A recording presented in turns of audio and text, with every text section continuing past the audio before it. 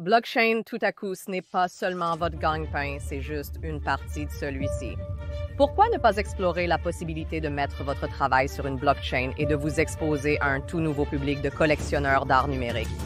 Je voulais encourager les gens à vraiment adopter la technologie et à ne pas en avoir peur. La crypto-monnaie et la blockchain offrent sans doute les meilleures solutions.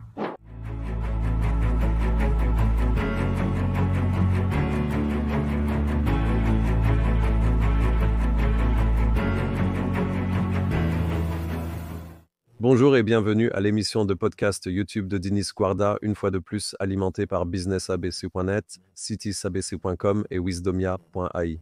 Une fois de plus, nous continuons à dresser le profil des entrepreneurs mondiaux, des personnalités du monde des affaires et surtout des acteurs qui changent le monde. Et je pense surtout dans un monde qui est plein de défis en termes de technologie et d'affaires. Il y a beaucoup de personnes fantastiques faisant le lien entre les différentes capacités que vous pouvez observer dans toutes ces différentes parties sans même tout rassembler. Je suis donc assez excité aujourd'hui d'accueillir dans notre série quelqu'un qui travaille précisément sur ces différents domaines de croisement et c'est aussi quelqu'un qui a un parcours assez conséquent dans les domaines du financement, de l'éducation et du Web 3 et tous les domaines d'observation de la révolution Internet et de recherche de solutions autour de cela. Bienvenue dans notre série Debbie Soon. Debbie est une entrepreneuse, collectionneuse d'art numérique et militante pour une plus grande représentation dans les arts et la technologie. Elle est la fondatrice et directrice de la croissance chez UGG, une place de marché social conçue pour soutenir les créateurs dans la présentation et la vente de leurs œuvres en chaîne et hors chaîne. Agrandie pour atteindre plus de 35 000 membres dans plus de 170 pays et a sécurisé des partenariats avec de grandes organisations comme les Chargers de Los Angeles de la National Football League et Dominican Republic et les Nations Unies. Je fournis également des fonds et une éducation aux artistes émergents, distribuant plus de 300 000 $ sous forme de subventions et de bourses étrangères. Debbie est l'auteur de Digital Mavericks, un guide sur F3, les NFT, et comment devenir le personnage principal de la prochaine révolution Internet. Ce livre a été lancé par Wiley en février 2025. En plus de ce mois, nous en parlerons aussi. Auparavant, Debbie a occupé des rôles sérieux et stratégiques dans le marketing et le développement des affaires, y compris une propriété de médias sportifs, y compris des plateformes comme les e-sports et un championnat au Japon. Certaines de nos réalisations incluent le travail dans de grands partenariats autour du business, en particulier dans les domaines des médias et des e-sports et du commerce électronique, mais aussi le développement des affaires en ligne à partir de références spécifiques dans le monde entier et une présentation spéciale de Shopify aux côtés de marques comme Allbirds et Heinz, en particulier dans ce cas, direct aux consommateurs. Donc son profil est aussi assez fantastique. Elle vient de l'Université de Cambridge, de l'Université de Columbia, où elle a obtenu un Master of Science en ingénierie financière, et auparavant, elle a obtenu une licence en économie de l'Université de Cambridge. C'est donc un honneur de vous avoir ici. Merci beaucoup de m'avoir invité. Merci. Merci pour cette introduction si chaleureuse et détaillée. Merci, j'aime toujours regarder la biographie et les réalisations. Vous êtes donc aussi, je dirais, une puissance mondiale du Royaume-Uni, de Singapour, des États-Unis et d'autres parties du monde.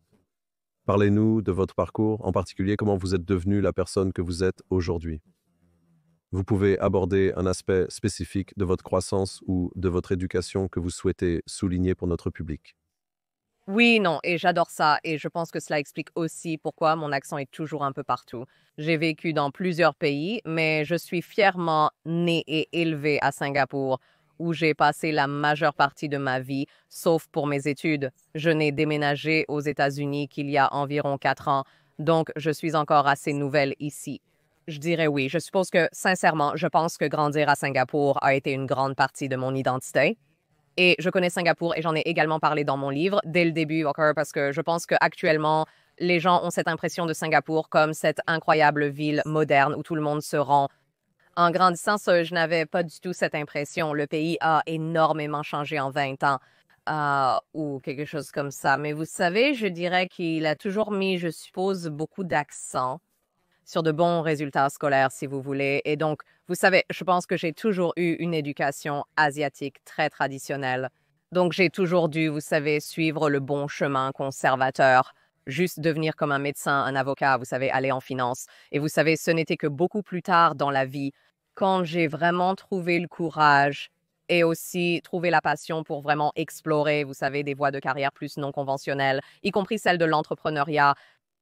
Fantastique. Et cela montre aussi cette vision du monde qui est incroyable et ce que vous faites. Donc, vous avez aussi une éducation fantastique de Cambridge à Columbia et aussi vous choisissez beaucoup de diverses convergences entre Internet, Web 3, blockchain et investissement. Il y a un peu de contexte autour de cela. Singapour est vraiment un excellent programme où ils offrent des bourses d'études essentiellement aux diplômés du secondaire et ils payent pour 4 ans de collège. Vous savez, c'est incroyable. Bon, en retour, vous devez travailler pour eux pendant 6 ans. D'une certaine manière, vous êtes un peu un serviteur endetté. Mais d'un autre côté, c'est aussi une excellente opportunité d'apprentissage. J'ai donc eu la chance de recevoir une bourse du Fonds souverain de Singapour, également connue sous le nom de Government of Singapore Investment Corporation. Et grâce à cela, j'ai essentiellement passé les 7 premières années de ma carrière dans la finance. J'étais gestionnaire de portefeuille et analyste en action pour essentiellement le consommateur mondial. Donc, toutes sortes d'entreprises de type consommateur et de technologie de consommation. Et vous savez, je gérais à un moment donné plus d'1 milliard de dollars d'actifs. Mais oui, je veux dire, cela a aussi ouvert mes yeux. Je pense beaucoup à beaucoup de différents types d'entreprises. J'ai eu la chance de rencontrer de nombreuses excellentes équipes de direction. Donc, discuter avec les présidents, directeurs généraux, directeurs administratifs et financiers directeurs des opérations et leur direction de grandes marques mondiales comme Nike et autres.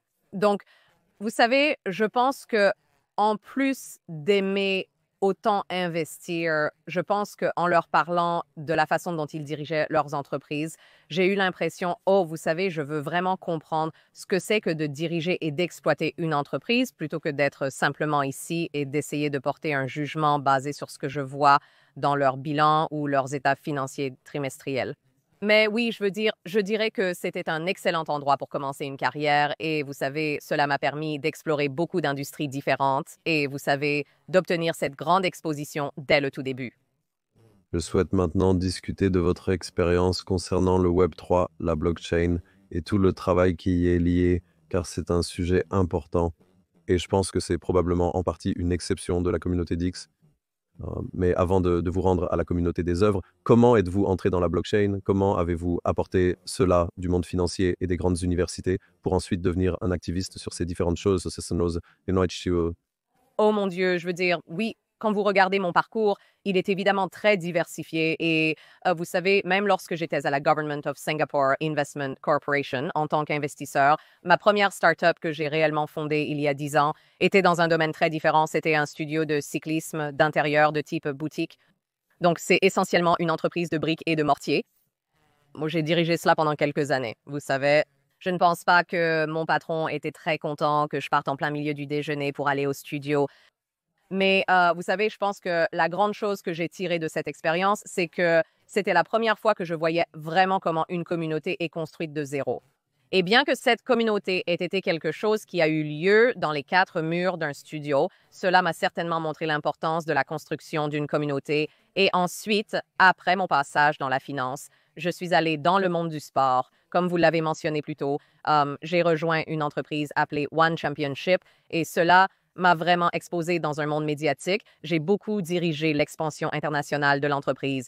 Et c'était génial. Je me suis éclatée. Et puis, le coronavirus disease 2019 est arrivé, ce qui évidemment rend difficile toute entreprise de sport en direct. Et c'est pendant cette période que j'ai décidé de, vous savez, essentiellement, vous savez, déménager aux États-Unis et voir quelles autres opportunités s'offraient à moi. J'ai déménagé aux États-Unis en 2021 à une époque où il y avait encore beaucoup de confinement en place. Et c'était difficile, un défi de rencontrer des gens si vous ne pouvez pas les rencontrer en personne, surtout si vous déménagez dans une nouvelle ville. Et donc, je suppose que c'était le moment où j'ai commencé à passer beaucoup plus de temps en ligne et dans les communautés Internet. Une fois de plus, en réalisant le pouvoir de la communauté pour vraiment vous connecter avec des personnes partageant vos intérêts et passions. Et je dirais que j'ai personnellement investi dans la crypto depuis 2019. C'était la première fois que j'achetais ma première crypto-monnaie. Mais à l'époque, je ne savais vraiment rien à ce sujet. Et vous savez, je pense que j'étais comme la plupart des gens qui possèdent un peu de crypto. Ils l'achètent simplement sur l'échange, puis ils la laissent là. Ce n'est que lorsque j'ai déménagé aux États-Unis et que j'essayais de rencontrer et de me connecter avec d'autres personnes que j'ai vraiment décidé de vouloir en savoir plus sur la technologie. Je veux vraiment le comprendre. Ce qu'il pourrait faire, et je suppose qu'à ce moment-là aussi, j'ai vraiment commencé à devenir un participant actif. Donc, je n'étais pas juste quelqu'un qui était comme passivement en retrait. Je voulais vraiment contribuer activement parce que j'avais toujours l'impression que nous en étions encore à un stade très précoce en termes de la façon dont cette technologie se façonnait et comment les industries évoluaient. Moi, c'est vraiment là que se trouvaient mes intérêts, comme j'ai commencé à m'intéresser et je pense en particulier que j'étais très attirée par les NFT simplement à cause de mon expérience en tant que consommatrice. J'avais juste, vous savez, dirigé une entreprise de commerce électronique pour un championnat, donc je pense que lorsque j'ai commencé à regarder les NFT, cela ressemblait à une expérience très familière. Pour moi, c'était comme si on achetait simplement des biens qui se trouvaient être numériques. Et les modalités de paiement sont différentes. Et je pense que c'était comme un moment de réalisation très facile pour moi, ce qui m'a ensuite permis d'examiner d'autres domaines du Web3 également. Et à partir de cela, vous avez créé UGG. UGG récemment acquis par Rotart. Donc, vous avez fondé avec Randy Zuckerberg. Et la plateforme s'est développée en une communauté artistique mondiale florissante, offrant aux artistes des outils pour présenter des œuvres physiques et numériques et connectant les collectionneurs et l'accès à des opportunités uniques pour y exposer. Alors, dites-nous un peu ce qu'est la High, nos problèmes actuels que vous avez acquis et un peu d'histoire et de présent et de futur. Oui, je veux dire, l'histoire est honnêtement assez incroyable. Et encore une fois, j'ai rencontré mon cofondateur Randy Zukov sur Internet aussi. Nous nous sommes rencontrés en tant qu'étrangers dans un salon de discussion sur Internet, parlant encore une fois du pouvoir de cette communauté et d'être précurseur dans une industrie. Je pense que c'est encore très petit et de niche et il est vraiment facile de se connecter et de former et de créer un réseau significatif. Mais oui, j'étais en fait dans un serveur Discord dans l'une des communautés NFT et je n'utilisais même pas une vraie photo de moi. J'avais un avatar et un nom différents. Et c'est là que j'ai rencontré Randy. Une semaine plus tard, nous avons fait un appel Zoom. Et puis le reste appartient à l'histoire, mais Hug est vraiment né d'une mission visant à vraiment permettre à tous les artistes et créatifs de devenir des entrepreneurs à succès. Randy a débuté sa carrière dans la Silicon Valley au premier jour de Facebook. Elle a ensuite déménagé à New York pour jouer dans une comédie musicale de Broadway, devenant plus tard une productrice de Broadway primée. Et donc, je pense qu'elle a toujours eu l'impression d'avoir ce côté art et technologie qu'elle voulait fusionner. Et en termes de mon expérience personnelle, comme je l'ai laissé entendre plus tôt, vous savez, j'ai grandi avec une éducation asiatique très conservatrice, où j'avais l'impression d'avoir toutes ces choses créatives en moi quand j'étais plus jeune, vous savez. Je faisais des collages, j'écrivais de la poésie, je faisais toutes ces choses. Et puis, j'avais l'impression que j'ai été en quelque sorte découragée de poursuivre certaines de ces passions parce qu'on considérait que ce n'était pas une voie pratique ou que je ne pouvais pas gagner d'argent. Vous savez, le récit de l'artiste affamé, si vous voulez. Et donc, vous savez, quand nous nous sommes réunis, nous voulions vraiment construire une plateforme et une communauté où les créateurs pourraient se sentir soutenus dans leur parcours et aussi être équipés des outils, des ressources et de la technologie pour vraiment, vous savez, être capables de gagner leur vie ou de monétiser leur créativité. J'aime dire que chaque artiste est un entrepreneur et chaque entrepreneur un artiste d'une certaine façon. Donc oui, nous avons commencé Hugues, je suppose, il y a environ 3 ans. Maintenant, cela a vraiment commencé comme une si petite communauté. Sur Internet, cela a commencé avec 200 à 300 personnes où nous avons dit que nous construisions un super annuaire d'artistes auquel nous ajouterons plus de fonctionnalités et nous leur avons demandé de nous faire savoir s'ils voulaient s'impliquer. Et les premières centaines d'artistes qui ont été ajoutés à la plateforme étaient en fait, vous savez, des personnes qui ont été directement recommandées par cette communauté que nous avions construite.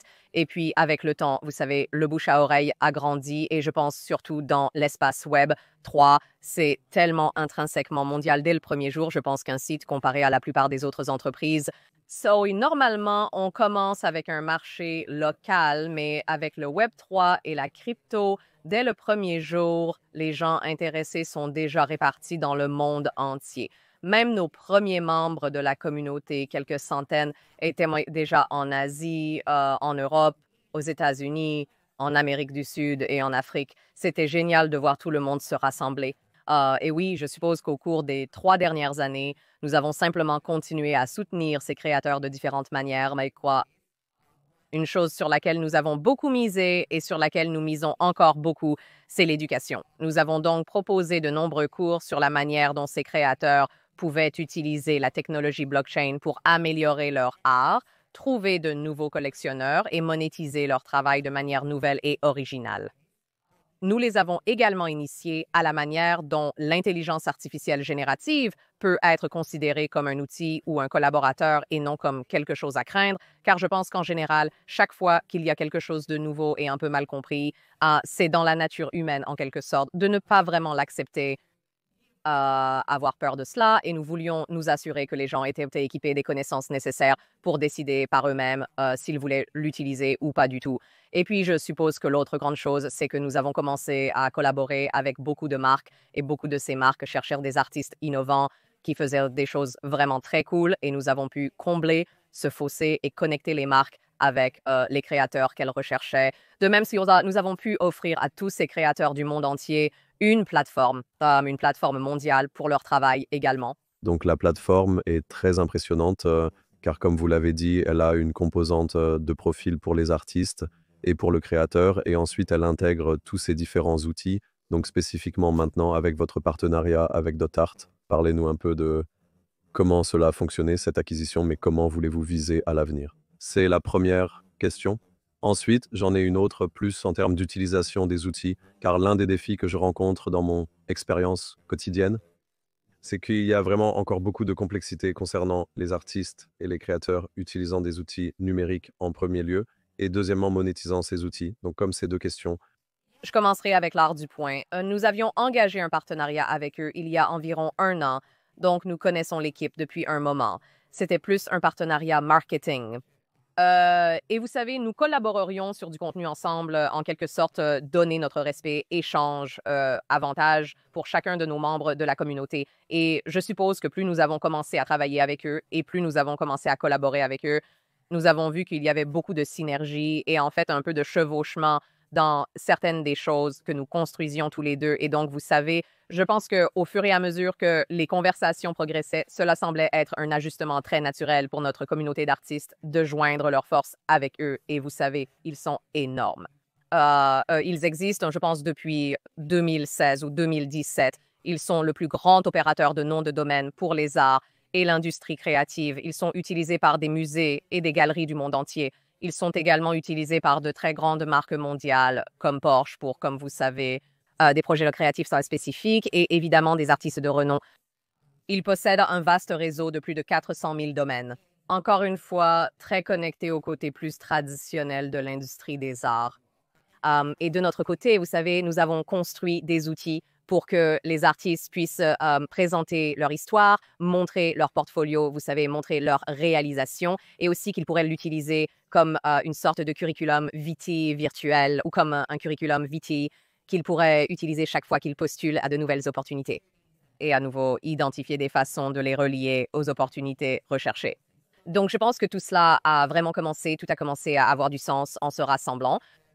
L'équipe d'art avait également travaillé sur des pages de profils similaires. Ils avaient également intégré davantage d'outils de blockchain pour une sorte de vérification de la provenance. Donc, une sorte de preuve de propriété qui, vous savez, comme qui a commencé, comme qui était le premier, qui était le créateur original. Où est passé l'art? Comment a-t-il changé de propriétaire? Et vous savez, nous utilisions la technologie blockchain comme un moyen pour les artistes de monétiser directement leur travail. Donc, je pense encore qu'il y avait beaucoup de synergie et nous convergions beaucoup sur le même public. Et donc, oui, cela ressemblait à un match fait au ciel, si vous voulez. Fantastique.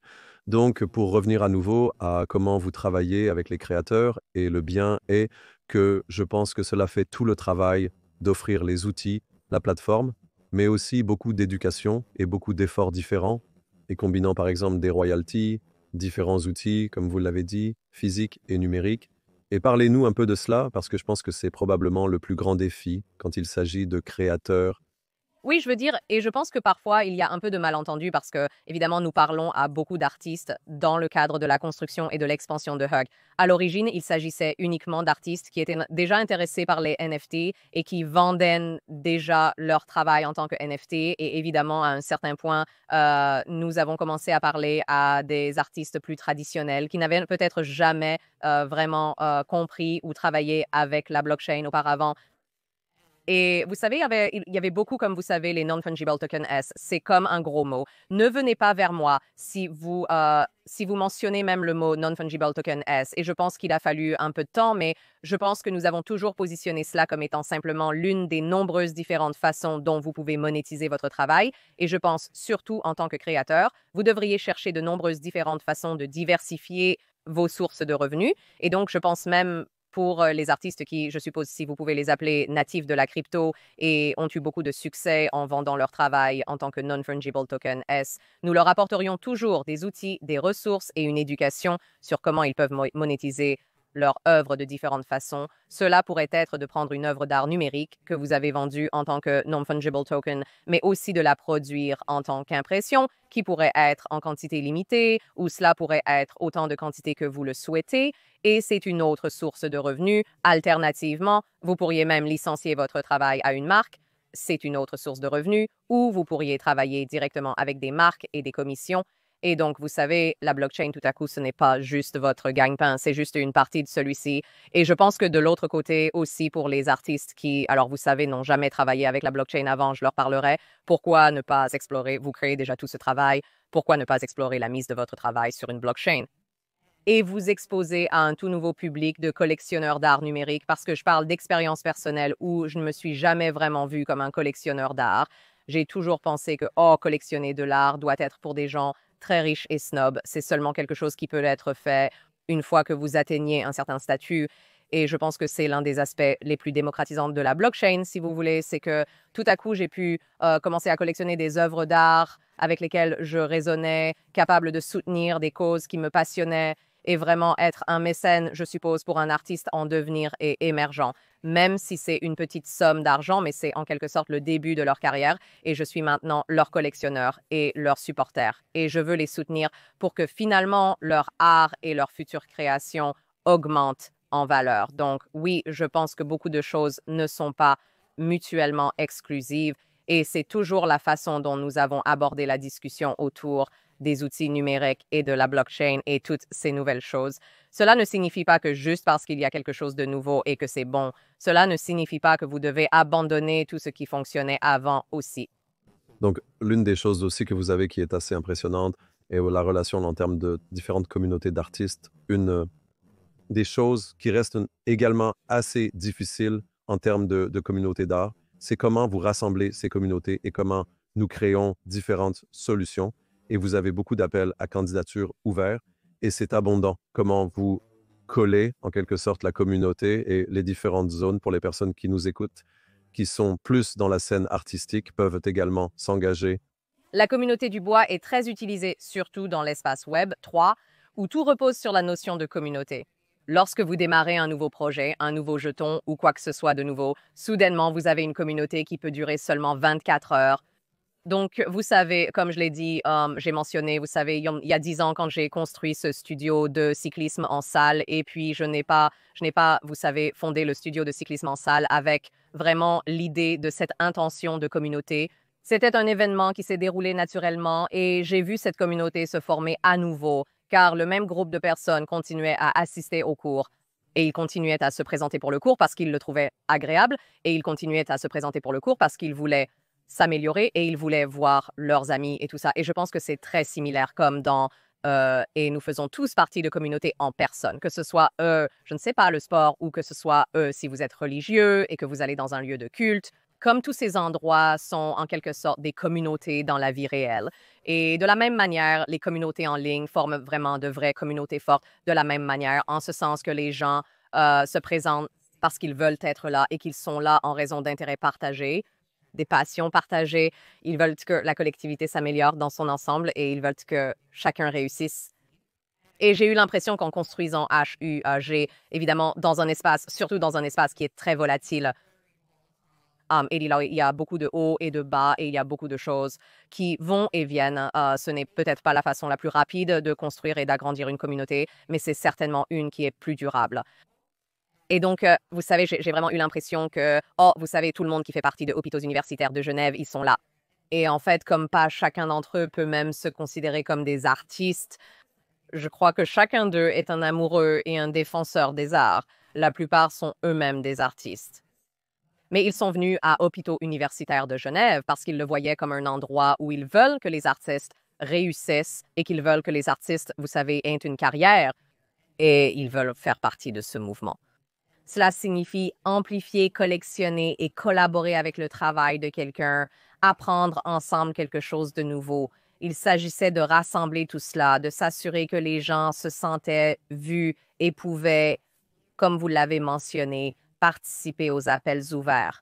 Je pense que c'était un outil si puissant parce que nous avons donné aux artistes l'opportunité d'être vus, que ce soit sur un panneau d'affichage au milieu de Times Square, que ce soit lors d'une exposition dans une salle des Nations Unies à New York, que ce soit avoir l'opportunité de collaborer avec une marque comme L'Oréal. Nous avons trouvé toutes ces opportunités et avons ensuite donné à ces artistes cette vraie fenêtre, cette ouverture pour se sentir comme s'ils étaient vraiment des artistes et qu'ils appartenaient à cet espace parce que je sais qu'il y a beaucoup d'artistes qui se sentent parfois comme « Oh, je ne suis pas un artiste, comme je ne m'identifie pas, je ne suis pas assez bon pour être ainsi. » Et j'ai senti que l'une des choses les plus significatives est de pouvoir leur montrer que leur travail est digne et que leur travail mérite d'avoir cette plateforme. Et c'est vraiment, je pense, l'un des éléments clés de comment vous pouvez tirer parti de tous ces outils. Donc j'ai une question en ce moment plus liée à, donc en ce moment avec l'intelligence artificielle, il y a eu une sorte de, d'un côté c'est fantastique, nous avons tous ces outils fantastiques pour l'art, mais en même temps il y a un peu de perturbation parce que beaucoup de ces outils peuvent faire des pièces qui prendraient probablement des mois et parfois des années aux artistes et ils peuvent aussi d'une certaine manière, émuler ou même copier tout ce qu'un artiste fait. Et cela crée beaucoup, d'une part, de possibilités, mais d'autre part, beaucoup de défis. Donc, je veux voir comment vous voyez ce croisement et comment vous travaillez actuellement, potentiellement, à cause de toutes ces grandes plateformes qui ont de Grok, à toutes ces plateformes qui ont ce genre de nouvel artiste, de Leonardo. Et là, il y a beaucoup de possibilités, mais en même temps, je vois au moins, d'après ma propre expérience, en travaillant avec des créateurs, je vois beaucoup de défis comprendre comment utiliser les outils. Point 1 et point 2, comment ne pas être totalement perturbé par les outils. Donc j'aimerais, parce que beaucoup de votre public, en particulier votre comité, est très axé sur le numérique. Mais si vous n'êtes pas si axé sur le numérique, c'est toujours un grand défi. Beaucoup de membres de notre communauté, pas tous, mais une grande partie, sont des artistes numériques. Mais nous avons un nombre assez important de personnes qui sont également des artistes traditionnels. Ils travaillent sur de nombreux supports différents. Une artiste que j'adore et que tout le monde devrait découvrir est Amber Vittoria. La plupart de ses œuvres sont des acryliques physiques. Ce sont des peintures acryliques. Et comme c'est dégradé de couleurs arc-en-ciel, et puis elle a été une très bonne artiste en termes de vente de ses œuvres en tant que NFT, où elle prend simplement des scans haute résolution de ses peintures acryliques et les vend ensuite comme des NFT. De là, elle a également emporté son style. Son style est très reconnaissable en termes de palette de couleurs, et elle a utilisé cela pour ne pas seulement le transformer en différents types de supports, je suppose. Comme quelque chose qui est un peu plus axé sur le numérique, elle a également incorporé un collaborateur avec l'intelligence artificielle pour prendre quelque chose qui semble très, encore une fois, vous pouvez dire que c'est un style signature, mais presque comme gonflé, à ces sculptures folles, qu'elle ne pourrait pas faire autrement par elle-même en personne, comme pour construire une sculpture de 12 pieds est un projet d'une toute autre envergure. Donc, mon point de vue sur l'IA, et je sais que c'est quelque chose d'extrêmement controversé, certains artistes se sentent extrêmement menacés ou en désaccord avec vous. Avec ça, mais je pense que si nous regardons à travers l'histoire, il y a toujours eu ce genre de perturbation. Pas seulement dans la technologie, mais aussi dans le monde de l'art. Je pense que lorsque la première caméra à film est apparue, cela a marqué un tournant. J'ai l'impression que probablement les peintres vont être très menacés par cela parce que tout à coup, pourquoi avez-vous besoin de quelqu'un pour s'asseoir devant vous et passer des heures à peindre un portrait? Alors que maintenant, vous avez un appareil photo qui peut capturer cela en un clin d'œil. Et puis, évidemment, à partir des appareils photo à film, nous avons eu les appareils photo numériques. Et maintenant, tous les photographes de films se sentent, oh, tu sais, eh bien, j'ai dû passer par toutes ces choses où je devais, tu sais, ajuster l'éclairage et tout ça. Avant, j'étais limitée dans ce que je pouvais faire. Et aujourd'hui, avec un appareil photo numérique, on peut prendre un nombre illimité de photos. Mon gagne-pain est maintenant menacé, surtout avec les superbes appareils photo sur nos téléphones qui remplacent les appareils photo numériques. Aujourd'hui, tout le monde peut être photographe et prendre des clichés incroyables, n'est-ce pas? Donc, je pense que mon point que j'essaye de faire est qu'il y aura toujours ces points de perturbation à mesure que l'innovation arrive et en tant qu'artiste ou comme tu sais, n'importe qui se sent comme «Oh, tu sais ça commence à m'affecter». Ma réponse est que tu ne vas pas pouvoir combattre ce genre de vent du changement. Donc, je pense que si quoi que ce soit, cela t'encourage à penser de manière plus créative, à penser en dehors de la boîte ou à vraiment réfléchir à ce qui est ton avantage spécial. Et puis, je pense que de l'autre côté aussi, je pense que c'est aussi incroyable que maintenant tout le monde peut, c'est plus facile pour tout le monde, je suppose, d'être créatif, tout comme la caméra du téléphone rend plus facile pour n'importe qui de pouvoir capturer des moments spéciaux. Moments comme je n'ai plus à, tu sais, comme aller engager un photographe professionnel pour prendre des photos à ma fête d'anniversaire. Je peux le faire sur mon téléphone. Cependant, cela ne veut pas dire que les gens pensent qu'il n'y a jamais d'événement professionnel pour les photographes. Ils sont évidemment engagés pour les mariages et tout parce qu'ils ont un certain regard et ils ont une certaine compétence et ils sont bons dans ce qu'ils font. Je ressens la même chose avec l'intelligence artificielle. Bien sûr, elle est là pour ça. Elle est là pour rester. Vous savez, je sais qu'il y a encore beaucoup de conversations autour de l'éthique et tout. Et il y a un chapitre dans mon livre que je recommande vivement de lire. En gros, c'est une caractéristique de cela. Artiste collaborative en intelligence artificielle appelée Claire Silver et elle fait un excellent travail pour vraiment décomposer ce que l'intelligence artificielle fait réellement et comment, selon son point de vue, c'est très noir et blanc. Ce n'est pas du vol. Et que, vous savez, la plupart du temps, lorsque nous créons quelque chose, même quand je dis que j'ai écrit mon livre ou que j'ai pris une photo, beaucoup de fois, on se dit que j'ai écrit mon livre avec certaines sortes d'inspiration ou peut-être que le style d'écriture a été influencé par un certain nombre de livres que j'ai lus, des auteurs que j'admire. Je pense que l'intelligence artificielle fait la même chose dans ce sens. La seule différence est qu'elle le fait si rapidement et si efficacement que cela donne presque l'impression qu'elle triche, mais en réalité, nos cerveaux humains font la même chose, juste pas au même niveau de production. Donc, je pense que si vous considérez l'intelligence artificielle plus comme un collaborateur plutôt que comme un robot maléfique qui essaie de vous prendre votre travail ou de vous désintermédier, vous pouvez vraiment débloquer encore plus de choses. Et je dis cela aussi simplement du point de vue du travail, de la productivité, que ce soit en marketing. Tout à coup, vous pouvez créer un café marketing efficace beaucoup plus rapidement et cela nécessite toujours de vous d'avoir un certain niveau de discernement, un certain niveau de curation et de goût, car je pense qu'il est assez évident de nos jours quand quelqu'un produit quelque chose et que cela donne l'impression d'être complètement généré par l'intelligence artificielle et sans âme. Donc, je pense qu'à cet égard, j'encourage les artistes à ne pas vraiment le craindre et vous pouvez décider combien vous voulez vous y investir ou pas du tout. Et encore une fois, il n'y a pas de bonne ou de mauvaise façon de s'engager avec, tout comme avec la blockchain. Il n'y a pas de bonne ou de mauvaise façon de s'engager avec. Je pense que beaucoup de ma perspective, c'est juste de ne pas en avoir peur et plus vous en savez, plus vous pouvez être informé sur la façon dont vous voulez vraiment vous engager correctement avec cela. Oui, c'est un grand marché de tous les défis de la société et de tout ce qui se passe en ce moment.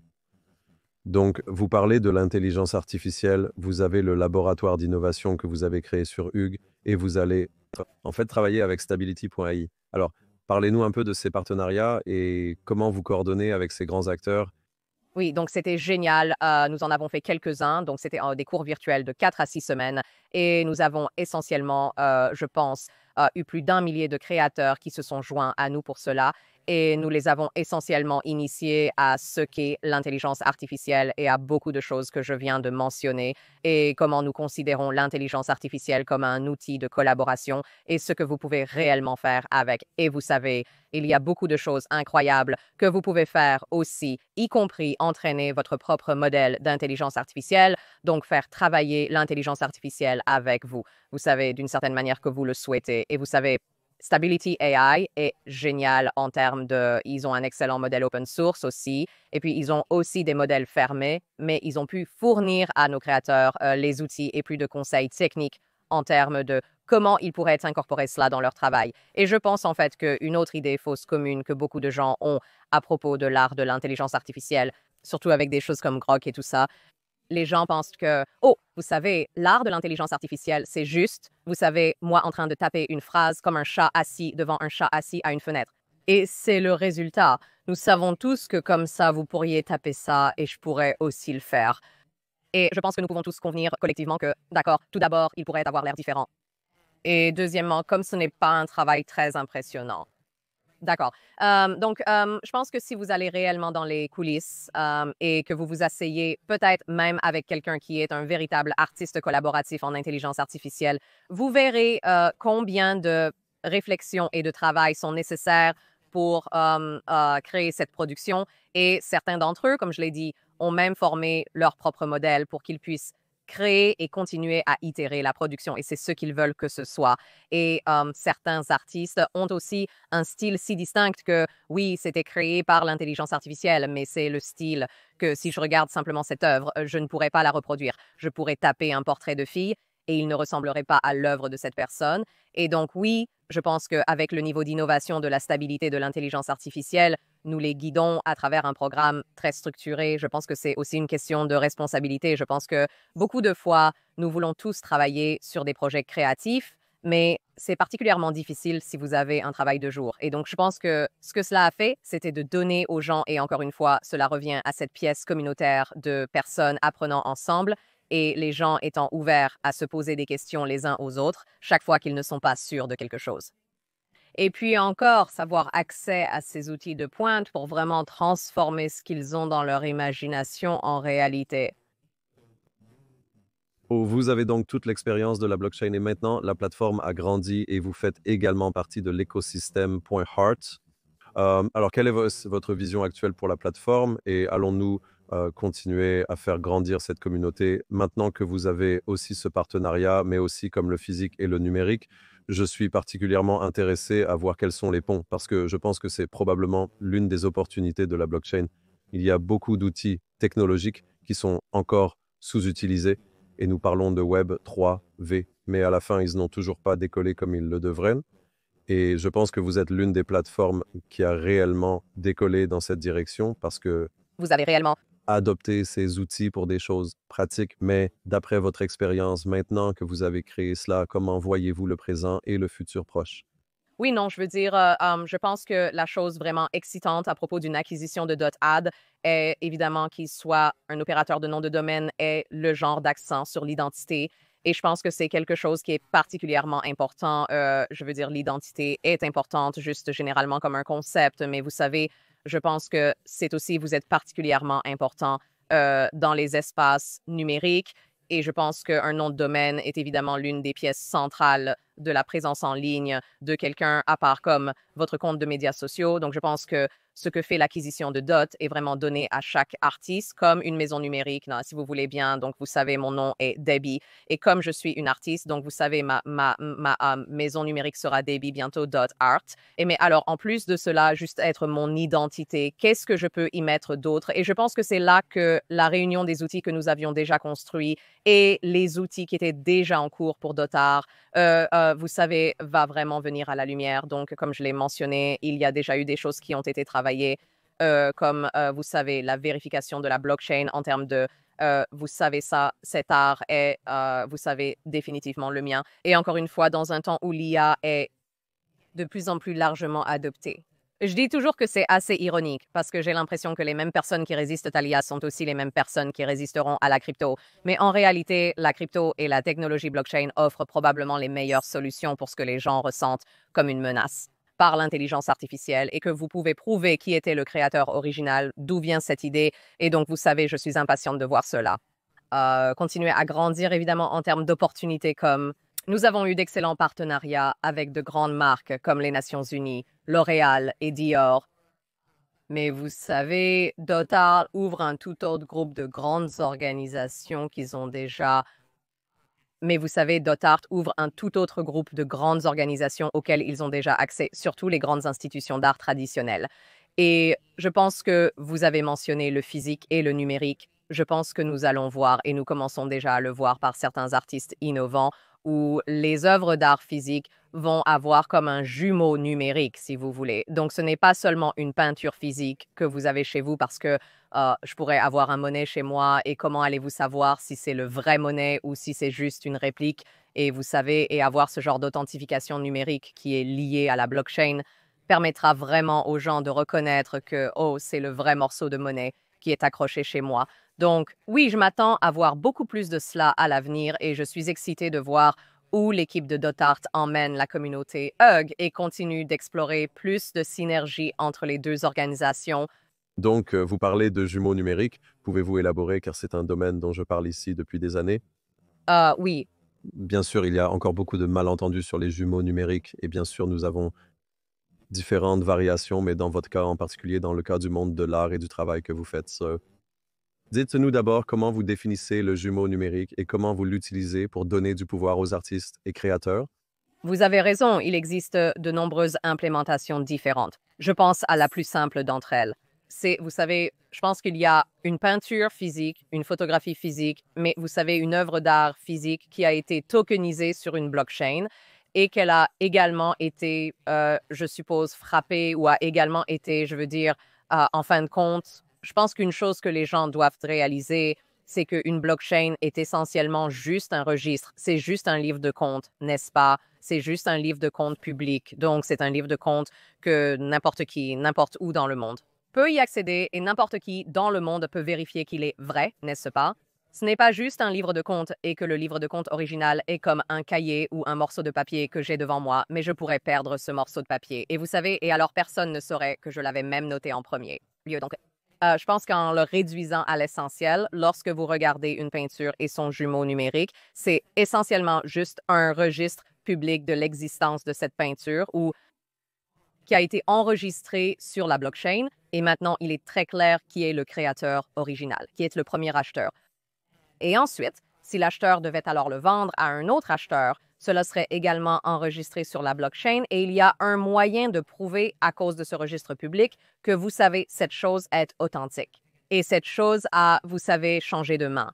Et ensuite, évidemment, nous pouvons introduire un concept de royalty aussi où, évidemment, historiquement, vous savez, ils disent toujours que beaucoup d'artistes célèbres, vous savez, ils ne sont devenus célèbres qu'après leur mort, n'est-ce pas?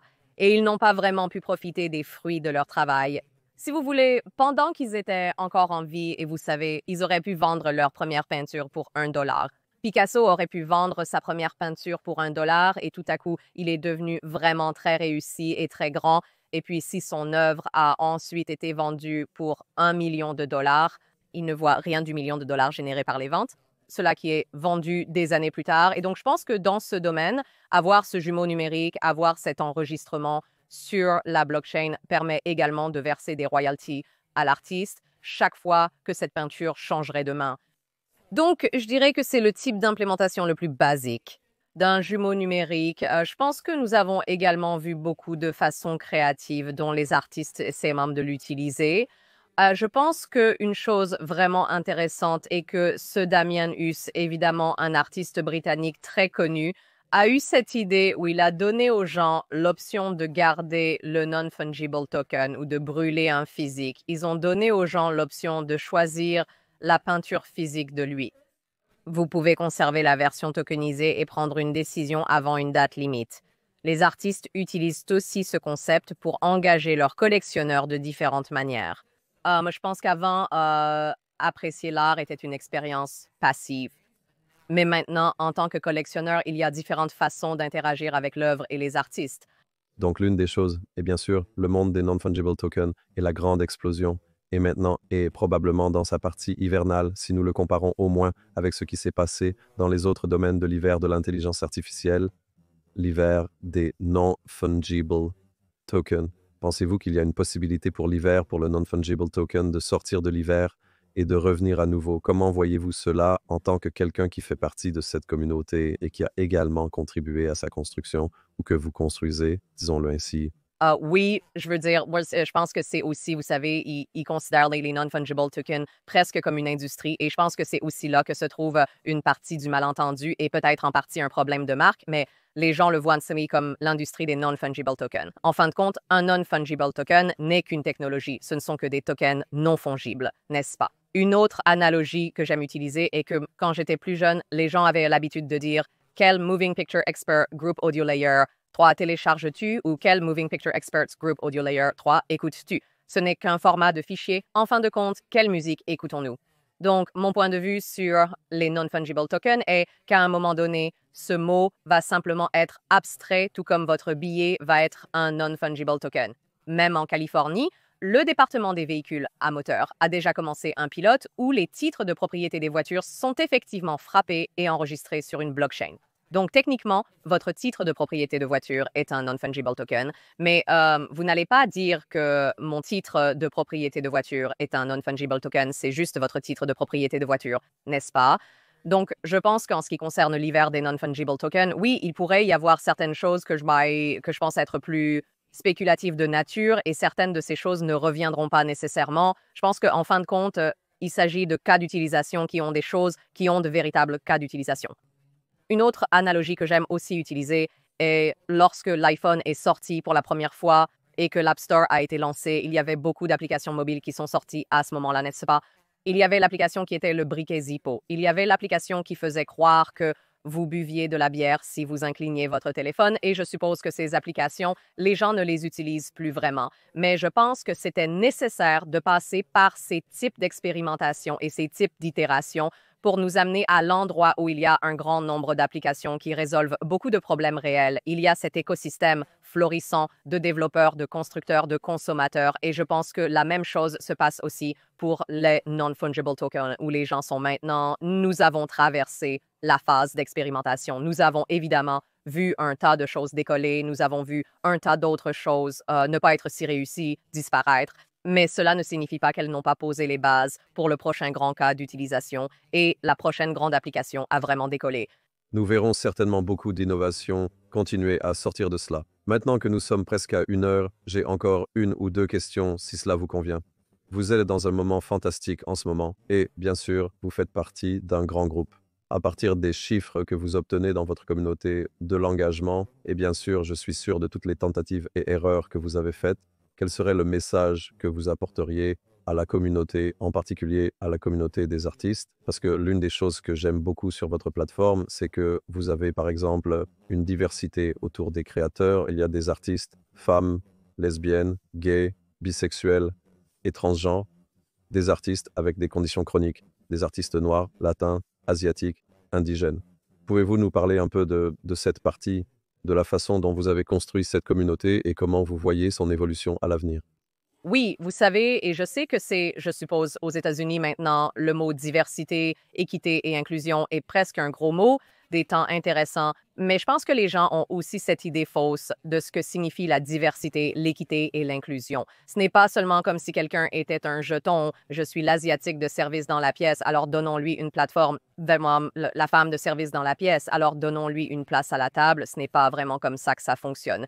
Il s'agit vraiment d'être intentionnel sur les espaces que vous incluez et de veiller à ce que vous donniez, je pense, plus d'égalité des chances plutôt que d'égalité des résultats, ce que beaucoup de gens ne comprennent pas bien sur l'espace diversité, équité et inclusion.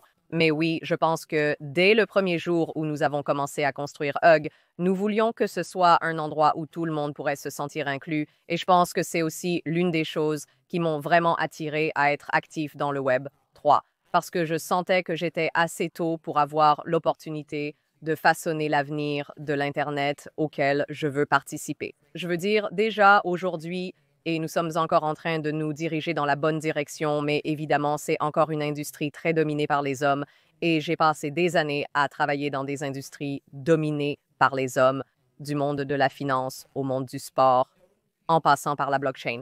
Mais je pense que si nous ne créons pas ces espaces, si nous ne mettons pas l'intention de faire en sorte que ces personnes se sentent vues, alors nous allons simplement perpétuer ce cycle de personnes issues de communautés marginalisées qui ne se sentent pas à l'aise, qui ne se sentent pas comme si elles voulaient s'impliquer dans ce nouveau domaine passionnant, qui est déjà assez intimidant en soi à cause de la technologie. Donc, je pense que pour Hugues, et d'ailleurs la même chose vaut pour les artistes, je n'ai pas les statistiques en tête, mais vous pouvez regarder le pourcentage de ventes qui vont aux artistes masculins ou le pourcentage d'artistes qui sont exposés dans les musées. Cela penche de manière écrasante en faveur des hommes.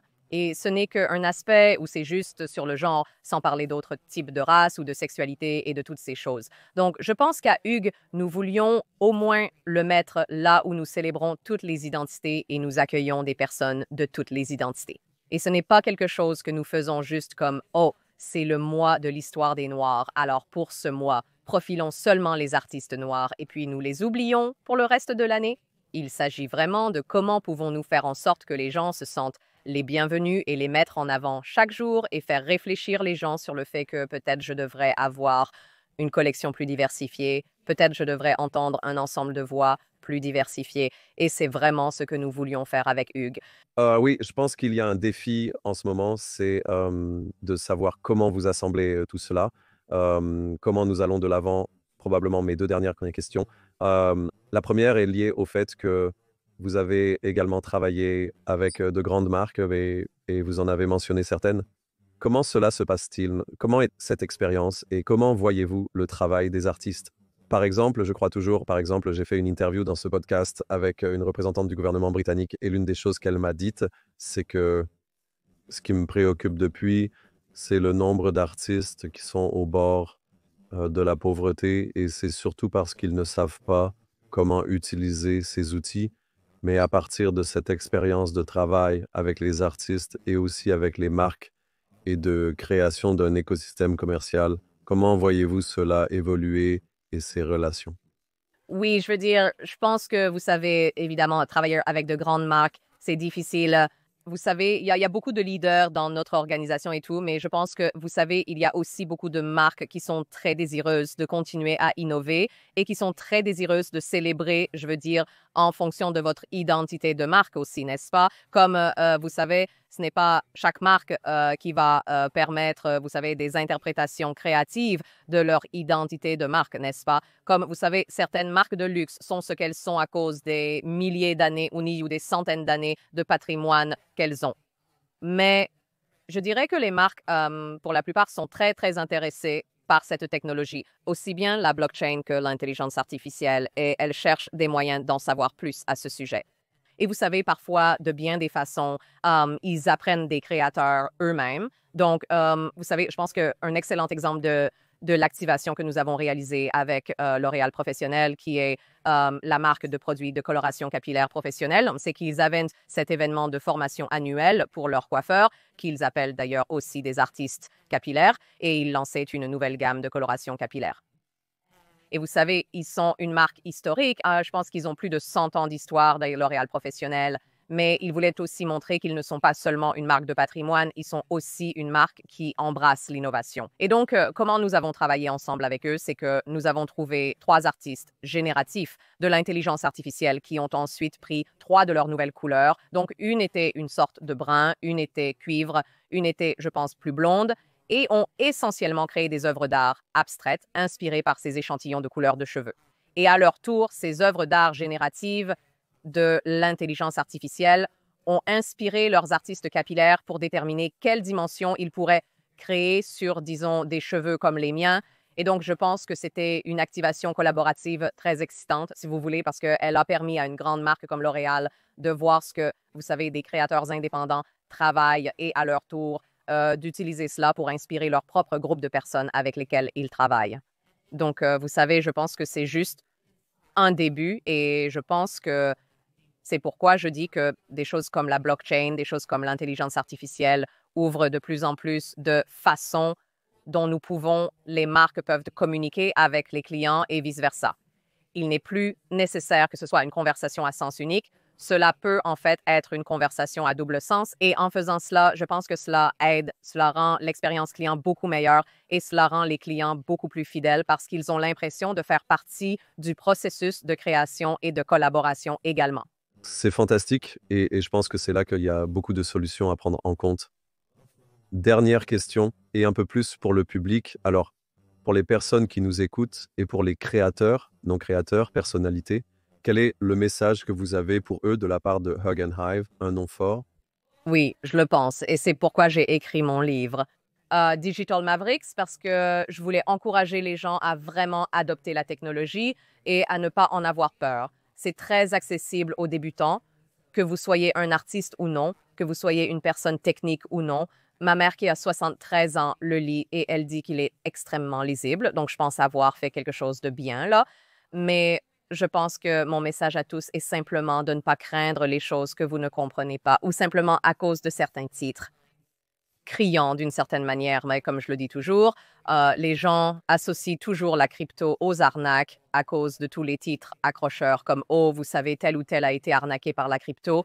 Et je dis toujours qu'il y a des arnaques partout. Nous recevons toujours des arnaques par phishing, par email. Nous recevons toujours des arnaques par téléphone. Donc, les arnaques ne sont pas limité à la crypto. C'est juste que pour ce que ça vaut, c'est ce qui fait les gros titres et c'est donc ce qui est dans l'esprit des gens. Mais je pense que le message que je veux donner aux gens est que vous pouvez certainement avoir une dose saine de scepticisme. Comme mentionné, cette industrie évolue rapidement. Exactement. Oh, si j'avais tout misé sur une application de consommation de bière, sur l'App Store à ses débuts, cela n'aurait rien donné, mais cela ne signifie pas que j'aurais renoncé au téléphone mobile, renoncé à iOS et renoncé à l'iPhone dès le début. Donc, je pense qu'il faut le voir sous cet angle et je pense que mon message est d'être curieux et d'être prêt à apprendre. Si quelqu'un ne sait pas par où commencer, j'espère qu'il prendrait une copie de mon livre pour y trouver des réponses. Non seulement apprendre quelque chose, mais aussi être inspiré par les histoires qui s'y trouvent. 13 histoires incroyables de personnes que j'ai interviewées et mises en avant, et ce sont juste de grandes choses pour être inspiré. Et vous réalisez que tous ont eu un début très, très relatable, un début de leur vie très relatable, et d'une manière ou d'une autre, ils ont tous fini dans la crypto pour diverses raisons, et aucun d'entre eux n'est un escroc. Tous sont de bonnes personnes, et donc j'espère que les gens, en lisant ces histoires, verront aussi un peu d'eux-mêmes, et eux aussi. S'il vous plaît, abonnez-vous maintenant. Nous avons le président des États-Unis avec sa propre crypto et sa femme non fantastique. Bien, félicitations. Debbie, je pense que le travail fantastique et ce que vous avez accompli, c'est un long voyage. J'ai un background en art, donc je comprends combien c'est difficile. Et aussi, les réalisations que vous avez faites, c'est une excellente plateforme. Et je pense que pour les gens qui nous écoutent, nous mettrons tous les différents contacts. Je vous souhaite tout le succès et espérons beaucoup plus à venir. Merci.